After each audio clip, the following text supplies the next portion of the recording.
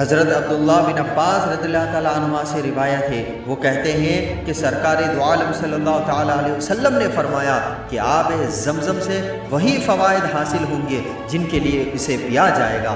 اگر تم اسے شفا حاصل کرنے کے لیے پیو گے تو اللہ تعالیٰ تمہیں اس کے ذریعے شفا عطا فرمائے گا۔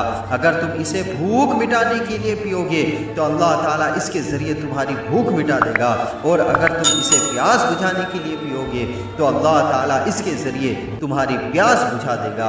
پیارے آقا صلی اللہ علیہ وسلم کے پیارے دیوانوں، ان حدیثوں میں یہ وضاحت ہے کہ آب زمزم کھانا بھی ہے، پانی بھی ہے، دوا بھی ہے اور برکت کا ذریعہ بھی ہے۔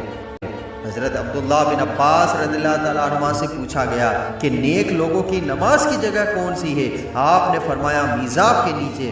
پھر پوچھا گیا نیک لوگوں کا مشروب کیا ہے؟ فرمایا آب زمزم۔ اللہ کے محبوب بندے، اسی لیے جب ہمیں آب زمزم پینے کی ہم خواہش کریں اور ہمیں میسر آئے تو اس نیت سے پینا چاہیے کہ اللہ تبارک و تعالیٰ اس کی برکت سے ہمیں بھی نیک بنا دے اور ہماری دعائیں قبول فرمائے۔